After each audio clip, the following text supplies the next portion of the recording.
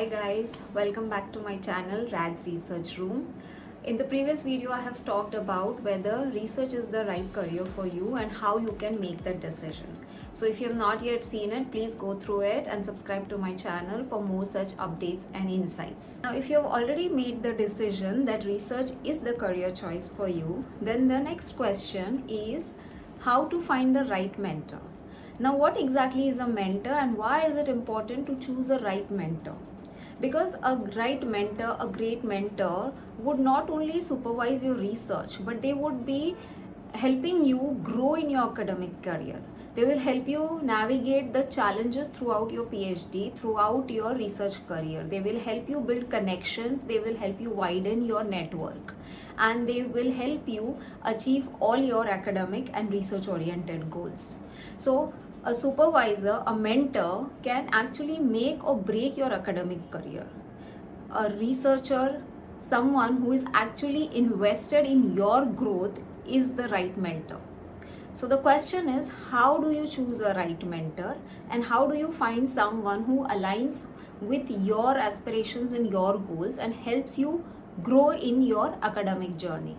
So we will look into 5 basic key factors that will help you find the right mentor.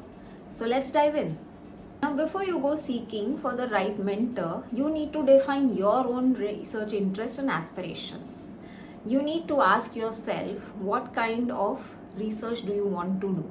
Do you have a well-defined topic? You don't need a very well-defined title at this point in time, but if you do have one, it's well and good. If not, a general idea of the field that excites you or that interests you is good enough. Then second question, do you want to stay in academia? Like, do you want to be a total bench worker, involved in wet work, like in vitro, in vivo stuff? Or do you want to do dry work like bioinformatics, survey analysis or meta-analysis, that kind of thing? Do you want to have a mixture of both?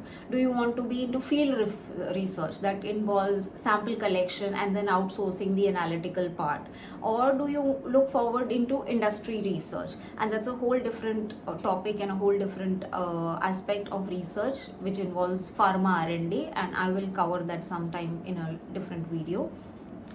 After these things are defined, you need to ask yourself what kind of mentorship suits you best. Are you someone who needs a hands-on mentoring, someone who guides you every step of the way, even some looking over your shoulder at regular intervals? Or do you want someone who just gives you free rein to explore your independent aspirations, to define your own ideas and to explore your own theories and hypotheses? Or do you want a mixed mentorship, someone who leads the way, who guides you but does not do micromanagement or teaches you every step or finds every protocol for you or designs the whole experiment for you? So ask yourself these 3 things and then you will have an idea about what kind of mentorship suits you for what kind of research. Now, once you have the general idea of what you want and what you need, then you can start looking for the right mentor for you. Now, remember one thing here, there is no magic process here. One mentor, one shot, it does not happen unless you are super lucky. This is not feasible. Finding the right mentor is a process, and there are some steps involved in this which we will break down today into smaller tasks so you can carry them out sequentially or simultaneously as suits you. So let's look into those. The first step is to do some searches, some online Google search, shortlist some universities, find out what kind of programs they offer, whether it's masters with research, MPhil, PhD, or if you're looking for advanced like postdoctoral research. Look for what you want, whether it aligns with your goals and programs, whether it matches with your aspirations. Then look at the website and look at the list of faculties. Understand their broad interest of research and see how it matches with yours. Some that would be perfect alignment, some would be remotely aligning, and some would be totally different. So are you open to diversifying your research prospect? Are you interested in a very narrow field? So whatever suits you, identify the universities, the programs and the faculties and make a list of these things. Now, once you've identified the faculty and searched their research interests that align with your goals and aspirations, look at their profile in detail. Look at their recent findings, their previous findings, look at their publications, and make comprehensive notes about what aspect of their research is interesting to you and anything that stands out to you and that you would be want to engaged in with. Now, once you have identified the labs that align with your research interests, reach out to the current as well as the former students. Try to get a feel about their lab environment, their lab culture, and the mentoring style of the principal investigator. This will help you decide the next steps. Once you have identified your potential mentors, the next step is communication. So reach out to these mentors, write a professional email. It should not be extremely long essay, it should be short, concise, but very precise. So introduce yourself, okay? Your CV would be attached to the email as well. So highlight your strengths, your points, your good points that would be beneficial for your research journey.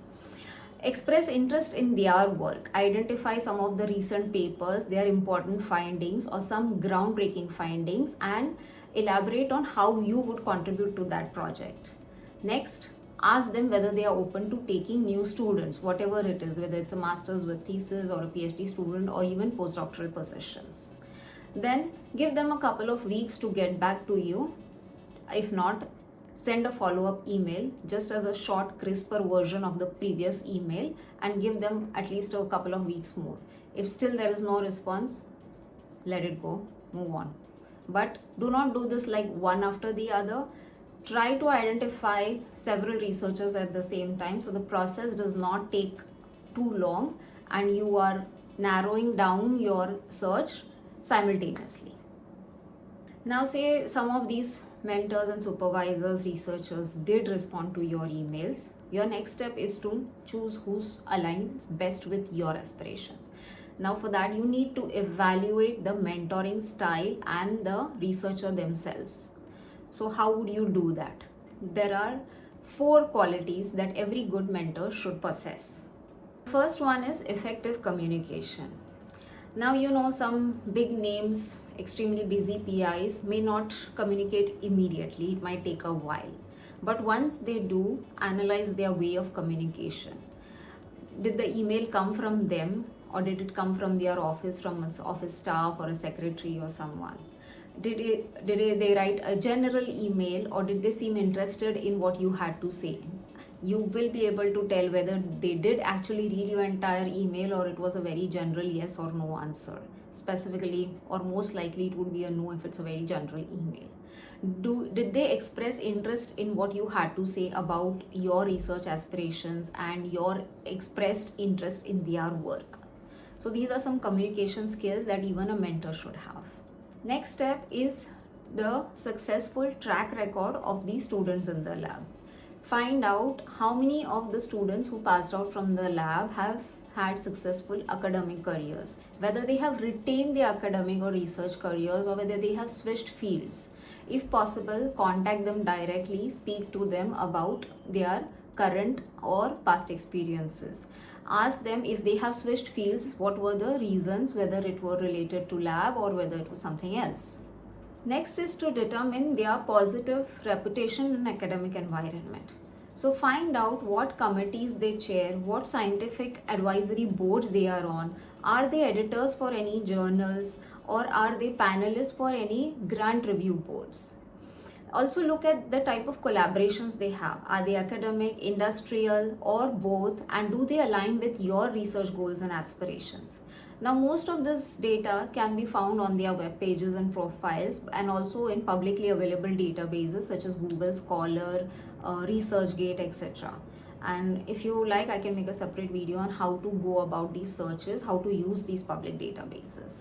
Now, while evaluating all these things, the most important thing that you need to look for are also red flags. Like we look for red flags in friendships and relationships, you also need to look for red flags in a lab culture, because it is your academic journey, and if you're a PhD student, it's going to be the next 4 or 5 years. So understanding these is also very important. Now, what are the red flags here? high student dropout rate, lack of availability of the PI. The lab is mostly run by the staff and students, and PI is rarely in the lab. Funding, lack of funding, poor funding, publications, whether they have low to high, all kind of impact factor papers, or just very poor publications, focusing on quantity over quality, and that will not help you grow. Another thing is also to look for is lab meetings, how long they are, whether they are stressful, whether there's work life balance, whether people also engage in extracurricular activities outside of lab, how much is the stress level, what are the working hours expected of you. And yes, research is not a 9 to 5 job, but is there micromanagement, or are you given a free rein? Are you expected to act responsible towards your research and manage your own work life balance, or is there micromanagement? So these are some of the factors that you need to take care of, and you can only find this out by talking to their lab members. Now, after all this process, you need to remember one important thing is that not all PI would have all these 4 qualities. So you need to decide what you absolutely need, what you absolutely require to fulfill your goals, and what are certain things that you could compromise on. For example, some labs would have very high collaborations and networks, so that could boost your career for ahead, but there might be no personalized mentorship. So are you okay interacting with the senior lab members and moving your research progress? Or is it that you need publications? Are you okay with the number of publications and not focus on the quality? Or do you want quality publications? Maybe you publish high impact 1 or 2 papers throughout your journey, and that's good for you because that would also be crucial for your tenure track position. Or do you want industrial collaborations in the lab so that you could take the next step and move from academia to industry research after your degree? So depending on what your goals and aspirations are, just do not move ahead if all the 4 qualities in the PI are not fulfilled. Try to sit and evaluate and reflect on what is acceptable to you and what qualities you are willing to compromise on, and that is what will help you choose the right mentor for you. So to summarize, I would just like to say that choosing the right PhD mentor involves evaluating your own research aspirations and goals, finding the right mentor, evaluating their mentorship style, of course, reaching out to them and communicating professionally, and looking for red flags.